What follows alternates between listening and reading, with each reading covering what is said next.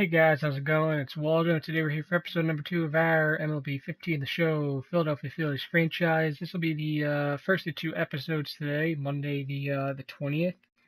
The third one will be opening day, but for right now, we're just going to go over spring training. I decided not to play in any spring training games. However, I did simulate spring training. That way we can, look at the stats, and obviously spring training statistics, they're not, the end all be all. Hypothetically, if we had Mike Trout and he hit, 1 for 30, that's fine. It's spring training, but it gives us a chance to see, what exactly happened.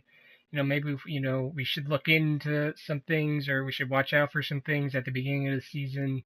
But, yeah, so, obviously the Phillies are in the Grapefruit League, 15 teams. We finished, towards the bottom. We finished in 12th place, 12 and 18. 7 games behind the Mets, who ended up finishing first. They actually tied with the Nationals, so I guess I'll actually go through this here.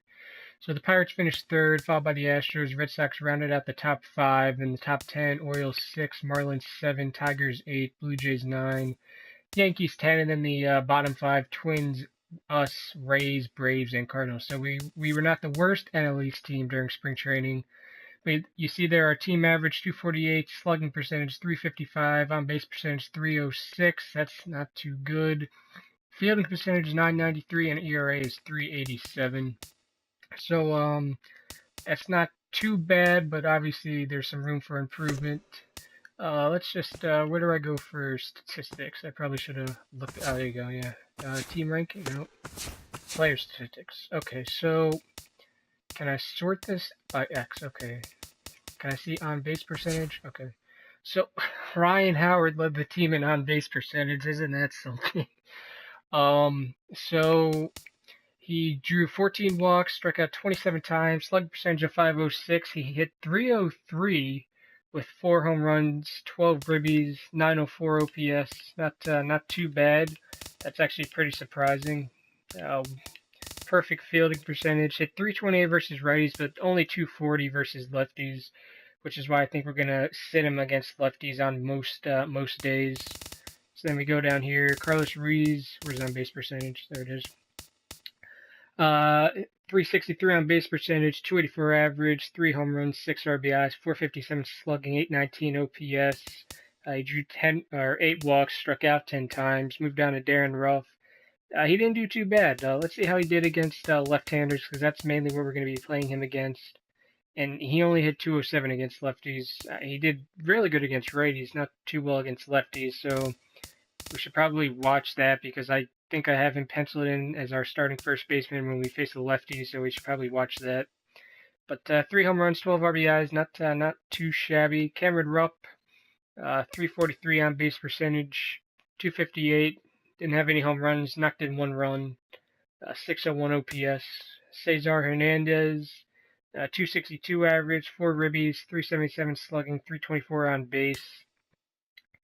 Grady Sizemore, 244, and so there's something interesting. Odubel Herrera, 286, 1 home run, 11 RBIs, 317 on base. He's kind of like Ben Revere. He doesn't have a ton of power. I mean, he does have gap power. I've actually seen it. Like, obviously I'm a Phillies fan, so I've been watching the games. He actually does have some decent gap power.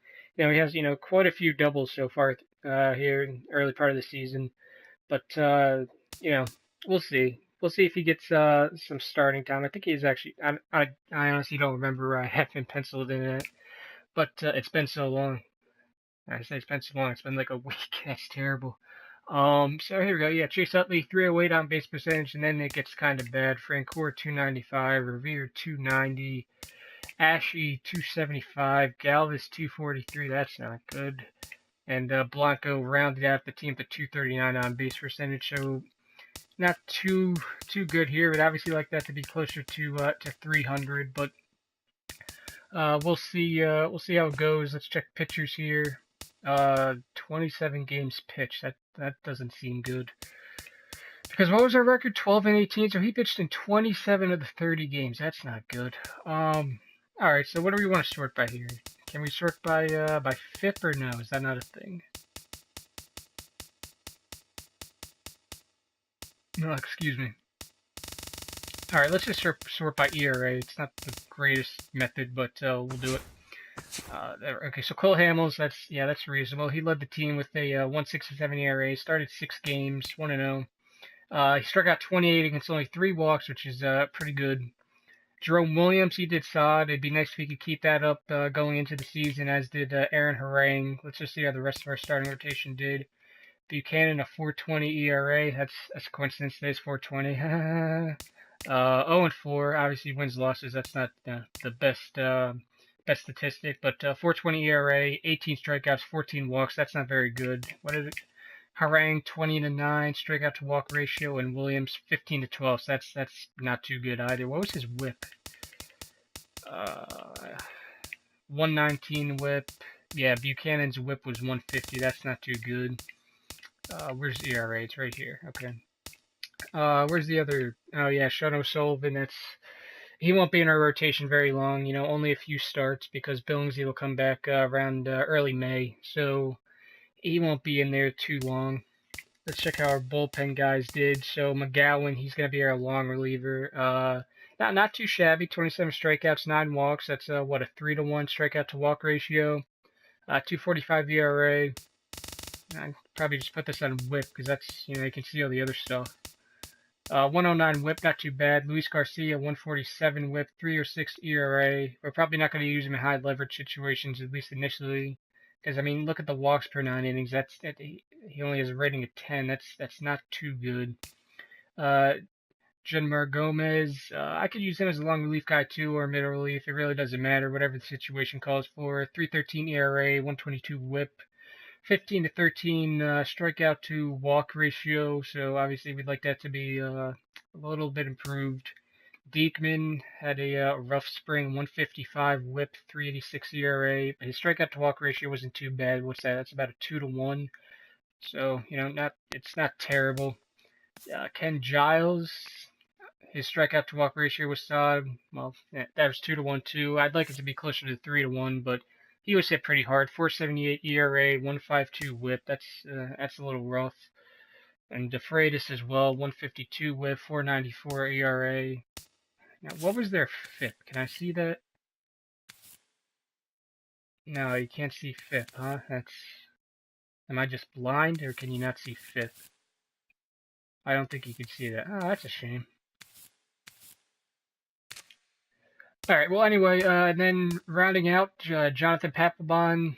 He had a 5.25 ERA, but his WHIP was only 125, and I say only because that's a pretty big discrepancy. Or that's not the right word, but that's a pretty big margin there. 5.25 ERA to only a 1.25 WHIP. 15 strikeouts to 5 walks. That'll improve. 6 saves. Anybody else have a save? Oh, it doesn't show. Just Papelbon. Okay. So that's how the team did. So let's where do I go to the calendar? Advance the regular season. Okay. So you see our opening day game is going to be against Clay Buchholz and the Red Sox, followed by Rick Porcello. Here's the pitching matchups. Actually, this would be pretty good. Cole Hamels versus Clay Buchholz on opening day. Aaron Harang versus Porcello on the second game of the season. And then Jerome Williams going up against Wade Miley and the finale of that series. Then for the Washington series, we have David Buchanan against Doug Fister. Sean O'Sullivan against Gio Gonzalez. I don't think I'm going to do that, though. I think I'm going to pitch Hamels that day. And then save O'Sullivan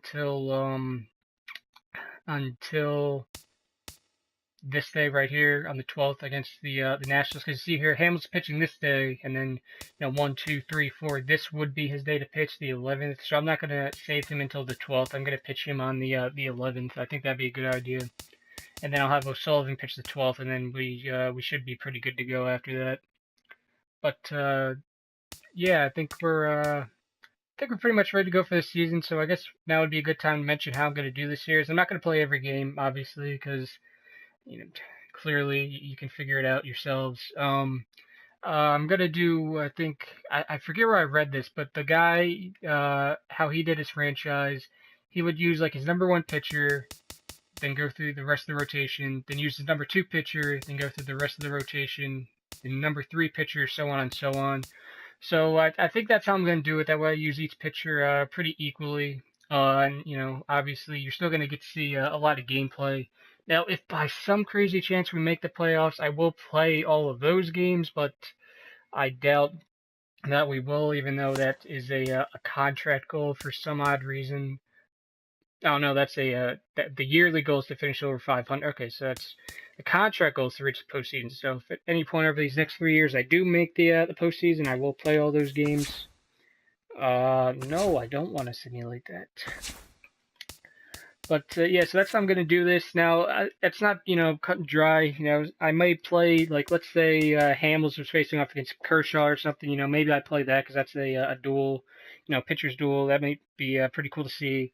So every now and then I might deter from that. What am I thinking here? That rotation. But for the most part, I think I'm just going to do my number one pitcher and then go through the rest of the rotation, then go to my number two, and so on and so on. I think that'd be a good way to do it. But all right, thanks for watching, guys. This is going to be the end of episode 2 of my Phillies franchise. Obviously, this was just a spring training recap. No gameplay, but that's coming in episode 3, which will be up later today after I edit all that up.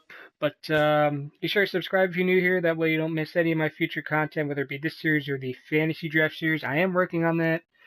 I have it all edited. I just got to record the commentary over it, so don't worry. That is a coming.